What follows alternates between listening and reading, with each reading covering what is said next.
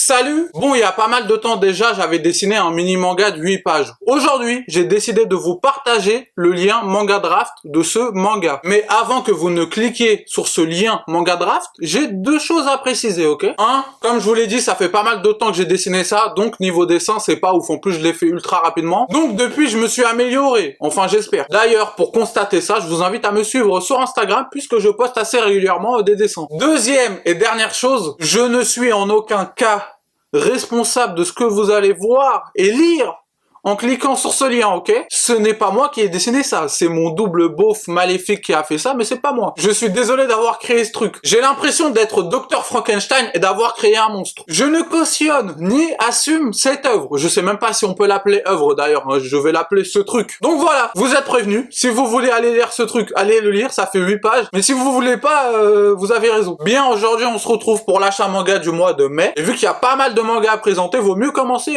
tout de suite, hein. La vidéo risque de faire pas mal de temps.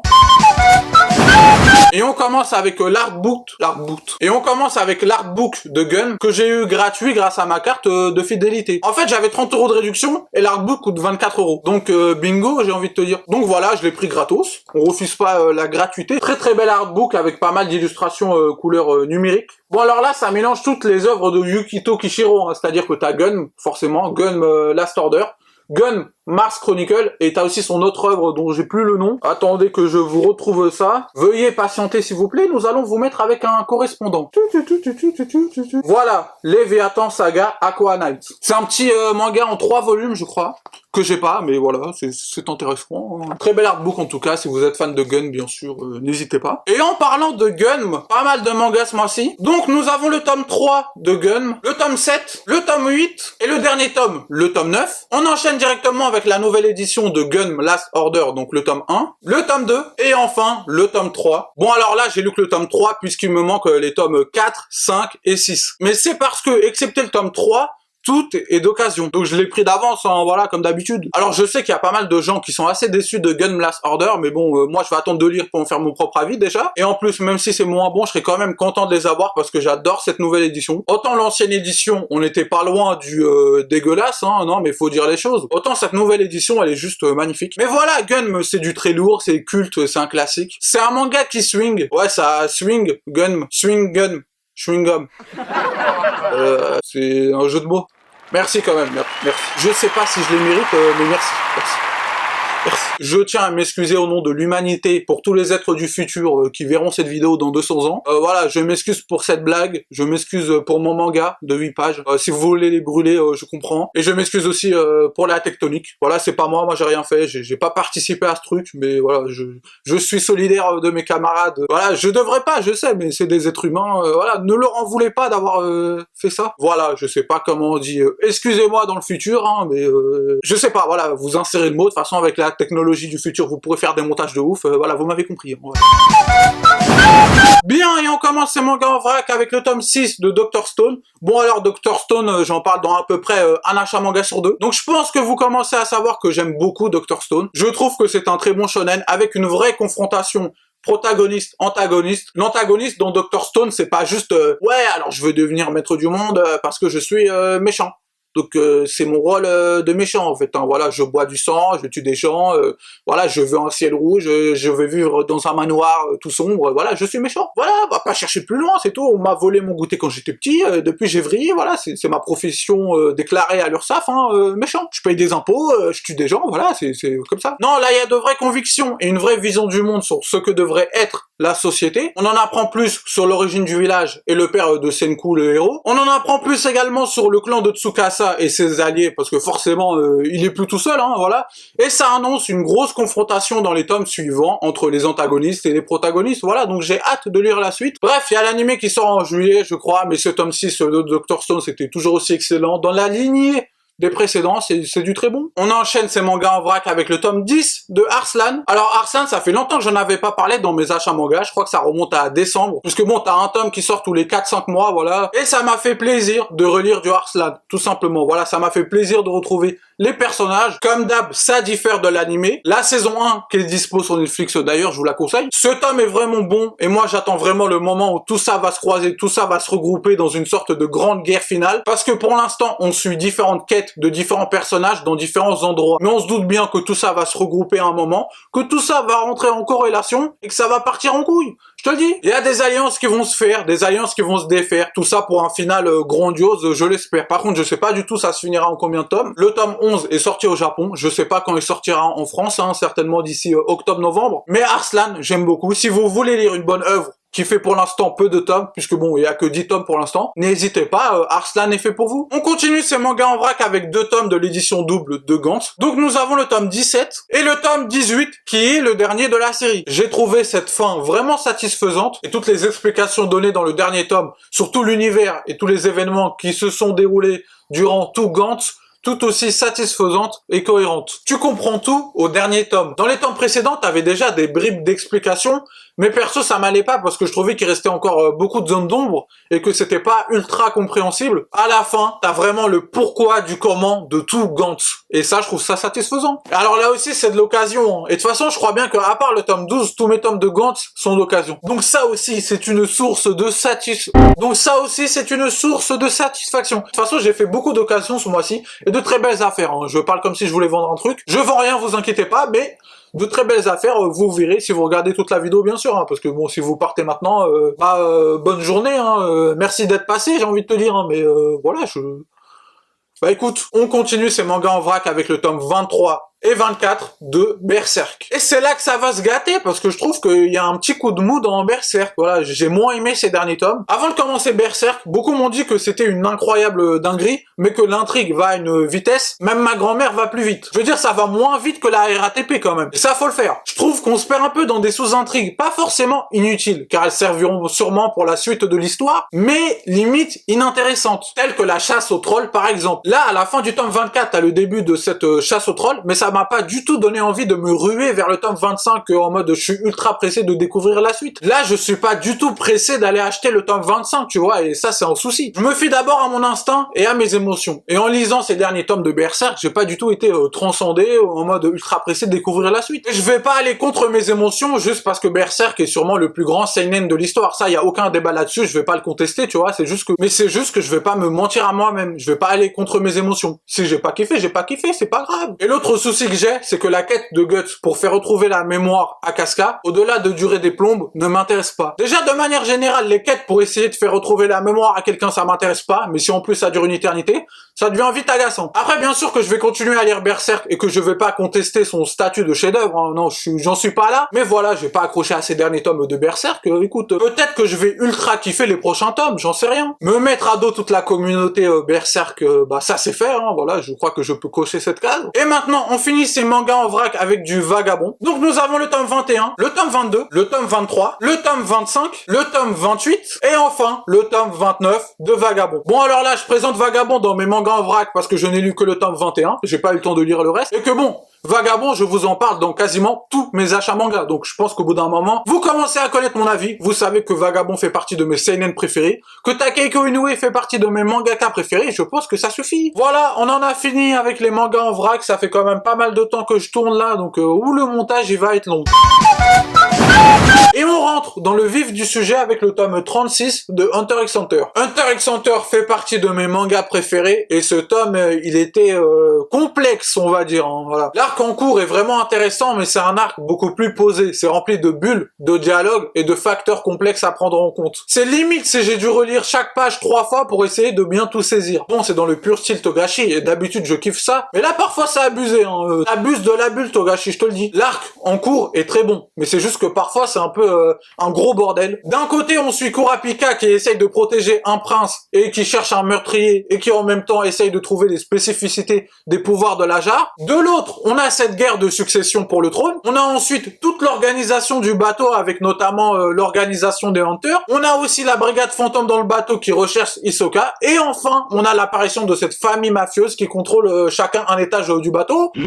Donc waouh, ça fait beaucoup de trucs là, hein. Un beau bordel rondement mené par Togashi, certes, mais un gros bordel quand même. Et le souci, c'est que le rythme de parution n'aide pas à bien suivre un arc aussi complexe. Car à chaque fois, un an après, quand le nouveau tome sort, parce qu'il y a un tome par an qui sort, bah tu dois te remettre dans le bain. Et quand c'est un arc assez classique, y a pas de souci. Mais quand c'est un arc aussi complexe, ça pose vraiment quelques problèmes de compréhension, j'ai envie de te dire.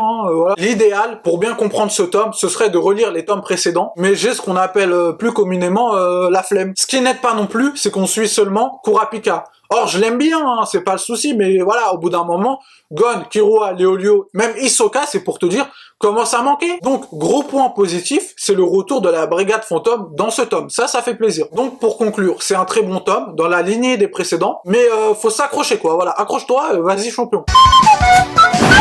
On continue avec le tome 3 de My Home Hero. Alors j'aime bien, mais je trouve que c'est un peu tiré par les cheveux par moment. C'est-à-dire que les fils scénaristiques, tu les vois bien, c'est des câbles carrément. Pour moi, My Home Hero aurait dû être un one-shot de 300-400 pages maximum, parce que là, plus ça traîne en longueur, plus tu sens qu'ils essayent de tirer au maximum du maximum sur l'intrigue. Et bon, au bout d'un moment, ça va péter, c'est pas moi qui le dis, c'est les lois de la physique. Donc tu veux contester Newton, c'est ton problème, c'est pas le mien. Après, ça reste intéressant, et il y a quelques moments vraiment forts dans le manga. Notamment la confrontation entre les deux pères, ou la fausse joie du père de Nobuto qui pense que son fils est toujours en vie. Fausse joie, car nous, en tant que lecteurs, on sait très bien que non, son fils est bel et bien en train de danser la tectonique avec Ramsès II, voilà. Donc voilà, mais dans l'ensemble, ça reste bon, ça reste intéressant, c'est juste que voilà, il y a quelques grosses facilités scénaristiques. Même un cocu les verrait, quoi. On continue avec l'édition Ultimate de Rainbow. Donc nous avons le tome 1, le tome 2, le tome 3 et le tome 4. Alors l'édition Ultimate de Rainbow, c'est une édition triple qui fait donc 3 volumes par tome, voilà, c'est logique, qui se termine en 7 tomes, sauf le dernier tome, donc le 7e tome, qui fait 4 tomes. Donc c'est une édition quadruple pour le dernier tome. Et comment vous dire que j'ai enchaîné ces 4 tomes, donc 12 tomes en tout, en même pas 2 jours, tellement j'ai kiffé. C'était incroyable. De toute façon, Rainbow, c'est assez connu, ça fait longtemps que j'avais envie de commencer, mais là vraiment c'est une masterclass totale. Moi j'avais une petite appréhension avec Rainbow, c'est que j'aime pas trop les univers où à part les personnages principaux, t'as l'impression que tous les autres êtres humains qui composent cette foutue planète sont des putains de gros bâtards. Je sais que c'est pour installer une sorte de sombre atmosphère, mais bon, au bout d'un moment, ça fait un peu too much. C'est à te dégoûter de l'humanité. Bon, je sais pas si t'as besoin de lire Rainbow pour ça. Un petit tour sur l'onglet tendance de YouTube et ça fait très bien le travail. Ça devrait suffire, je pense. Je mange bleu pendant 24 heures. Et bah écoute, moi je mange Rainbow pendant 24 heures. Elle est pour les bilingues celle-là. Voilà, c'était une blague totalement payante, donc virement PayPal STP. Bon, dans les premiers tomes, c'était un peu comme ça, mais après ça va. On découvre beaucoup d'autres personnages vraiment sympas. Point très intéressant, c'est le scénariste George Abe qui est né en 1937 et qui a donc vécu l'après-seconde guerre mondiale au Japon. Il a même été enfermé dans une maison de correction, donc il sait de quoi il parle et notamment sur l'état du Japon d'après-guerre. Donc à travers ce manga, on a le droit à un témoignage de cette époque, du Japon d'après-guerre, du Japon des années 50-60. Bon, ça reste une fiction bien sûr, mais je prends. Ce qui m'impressionne le plus avec ce manga, c'est le développement des 7 personnages principaux. Quand tu crées une œuvre avec 7 personnages principaux, c'est vraiment compliqué de bien développer les 7 et surtout de donner une vraie personnalité différente à chacun. Là, George Abe y arrive parfaitement. Chaque personnage est intéressant, attachant et avec un vrai background différent. Vraiment, Rainbow, c'est très très fort. Comment ai-je pu passer à côté de cette œuvre pendant tant d'années? Je sais pas. La bêtise humaine sûrement. Bref, ne faites pas la même erreur que moi. Lisez Rainbow le plus rapidement possible, c'est incroyable. On parle clairement d'un chef-d'œuvre, d'une œuvre magistrale et je pèse mes mots, c'est te dire. On continue avec les rookies du tome 1 à 13. Bon, la flemme de vous faire la présentation un par un parce que voilà, vous comprenez pourquoi je pense. Bon alors rookies, j'avais déjà lu l'intégralité, comme tout fan de Furio qui se respecte, mais j'avais jamais eu l'occasion de les avoir parce que bon déjà c'est un manga extrêmement vieux et qu'en plus il est absolument plus édité en France. Donc au bout d'un moment c'est dur à trouver. Mais j'ai trouvé une occasion sur le Bon Coin pour 37 € je crois, frais de port compris, les 13 tomes. Donc autant te dire que bah ils sont là, donc c'est bien que je les ai pris, c'est logique. Le manga est tellement vieux que le prix est indiqué en francs. Voilà, c'est pour te dire que voilà, c'est pas récent tout ça. 32 francs, soit 4,88 €. Et oui, les mangas c'était moins cher avant, ma bonne dame, j'ai envie de te dire. Honnêtement, pour des mangas de presque 20 ans, soit à mon âge carrément, bah ils sont plutôt bien conservés. Ils sont un peu jaunis, voire orangés, je sais pas trop. Mais bon, il n'y a pas de coins abîmés, de pages déchirées, de soucis au niveau des points de colle. Franchement, pour des mangas de l'an 2000, ils tiennent bien la route, ils sont plutôt résistants. Bon, sinon, que dire de Rookies? Bah, que c'est un Furio. Et moi, quand tu dis Furio, oui, qui m'a appelé? Pour moi, Rookies, c'est un mélange entre GTO et un manga de sport. Et autant te dire que le mélange est homogène, le résultat est plus qu'incroyable. C'est-à-dire que t'as tout cet aspect social avec le prof Kawato qui essaye d'aider des jeunes Yankees voyous, voilà, à trouver et croire en leur rêve, un but, un avenir, tout simplement. Et puis t'as tout le côté sportif avec les matchs de baseball, puisque tout ça va passer avec la reprise du club de baseball. Moi, ce que j'aime dans les Furios, au-delà de ce côté amitié virile, bien sûr, hein, c'est surtout ce côté manga très terre à terre. C'est-à-dire que les thématiques abordées dans les Furios, c'est souvent des thématiques qui se rapprochent des nôtres, dans la vraie vie. Dans les Furios, les rêves des personnages, c'est pas de devenir Hokage, roi des pirates ou que sais-je encore. Hein. Non, là, les jeunes Yankees ont des rêves et des problématiques identiques aux nôtres au même âge. Tout est une question de qu'est-ce que je veux et vais faire de ma vie. Vous m'entendez? Regardez bien. R-I-E-N. Rien. C'est pour ça que les Furios c'est la vie, que Rookies c'est la vie, que Rakai Blues c'est la vie, que tout ce que tu veux c'est la vie. Donc Rookies c'est de la frappe et j'espère qu'un éditeur va se décider à les éditer un jour, hein, bon parce que bon ça commence à faire pas mal de temps que j'attends, hein, voilà. Je suis pas pressé mais quand même, bougez-vous un peu s'il vous plaît, je veux dire ça fait 24 tomes, c'est pas non plus extrêmement long, comme c'est un manga ancien, je sais pas si ça coûte plus cher ou moins cher d'acheter les droits, je sais pas. Comme la série est finie, vous pouvez faire une édition collector avec une fresque, tout ce que vous voulez, voilà, non, pour moi c'est une bonne idée, voilà, après je suis pas éditeur, hein, et c'est peut-être pour ça que je le suis pas, mais... On continue avec les réals, en bon accent franchouillard bien sûr. Hein. Donc nous avons le tome 1, le tome 2, le tome 3, le tome 5 et enfin le tome 6. Alors bon, réal, manga de qui? Je vous le donne en mille. Takehiko Inoue, oui, encore et toujours lui, oui. Réal, c'est un seinen sur le handisport, le basket en fauteuil roulant, en gros. Mais contrairement à Slam Dunk, un autre manga de Takehiko Inoue, bien sûr, hein, bon, je pense que vous le savez, Réal est beaucoup plus tourné vers le côté social et handicap que sur le côté sport. Enfin, il y a du sport et des matchs de handisport, hein, bien sûr, hein, mais voilà, c'est limite un prétexte. Enfin non, c'est pas vraiment un prétexte, mais tu m'as compris, quoi. Voilà, c'est pas... Dites-vous que pile dans le mois où je commence les Réal, manga qui est en pause depuis 2014-2015, je le précise, Kana annonce que le manga va reprendre le 23 mai au Japon. Si tu penses que c'est une coïncidence, c'est que tu doutes encore de mes super pouvoirs. Et ça me plaît pas. Il y a pas de coïncidence en ce bas monde, je te le dis. Inoue, il a vu que j'ai commencé à lire Réal, il s'est dit, ah, Ven, il commence à lire Réal, faut vite que je me dépêche de finir, parce que sinon ça va pas lui plaire. Et je te le dis. Voilà, vite, dépêchez-vous, il a appelé ses assistants, son éditeur, il a dit, ah, je me remets au boulot, là, vite, vite, vite. Voilà, moi, c'est ma version des faits. Après, bien évidemment, je n'ai aucune preuve de ce que j'avance, inspecteur. Bon, pour l'instant, j'ai lu que le tome 1 parce que de base, je voulais attendre de finir les vagabonds pour attaquer Réal. Mais je suis tombé sur une offre Le Bon Coin immanquable, 2 € le tome. Donc autant te dire que voilà, j'ai pris de l'avance. Mais je me suis forcé à arrêter la lecture après le tome 1 parce que je sais que si je commence à lire la suite, je vais pas m'arrêter. Et bon, faut que je finisse de lire Vagabond avant. Mais sinon, le tome 1 était vraiment excellent. Il y a quelques pages couleurs et ça, j'apprécie. Il y a aucune page couleur pour l'édition Star de Slam Dunk, mais pour Réal, il y en a. Hein. Voilà, la logique, effectivement, hein, les lois du marché peut-être.